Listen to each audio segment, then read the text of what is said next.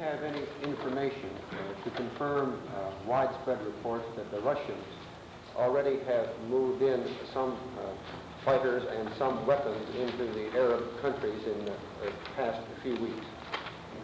We know, of course, that they put in MIGs quite a long time ago into Egypt. And we do know that when the British and the French moved in, that these were dispersed somewhat to other fields. We know that there are some of these machines at different places. But I think we have no authentic information of the particular kind you described. The gentleman just behind. From the New York Herald Tribune. There's a debate among economists. Yeah, I didn't understand.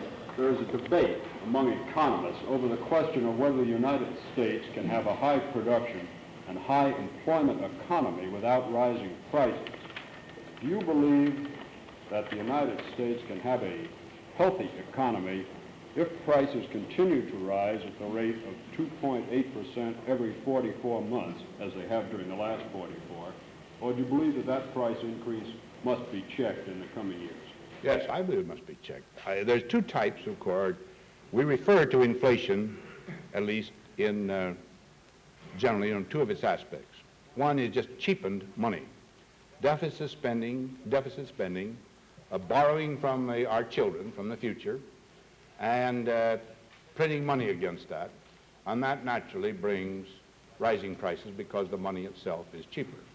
Then there is also the rising prices brought about by the efforts of all people to gain a bigger portion of the results of our great productivity. And finally, you get to the point, and whether or not we've gotten to it yet, I don't know, where you cannot attract money, capital investment money, that will build the factories that gives the whole 66, 67 million people their jobs.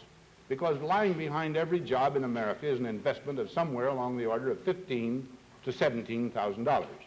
That money's got to be accumulated.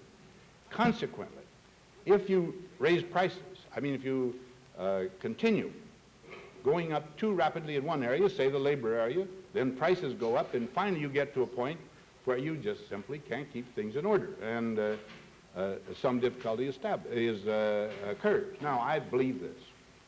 A country such as ours, believing as it does in the freedom of people to work out their own fate, will develop, and probably has already developed in some quarters at least, business and labor leadership that's sufficiently wise and far-seeing to help solve this problem and keep it within bounds.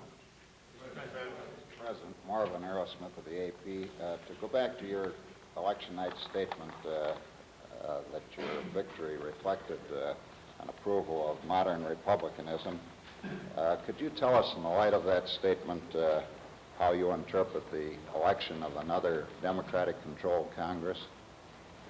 Well, I simply say this, from my viewpoint. The United States has not yet been convinced that modern republicanism is with us and is going to be the guiding philosophy of the Republican Party. Mr. President, you probably noticed the reason you don't have control of Congress is that you don't have as many members from the southern states in proportion to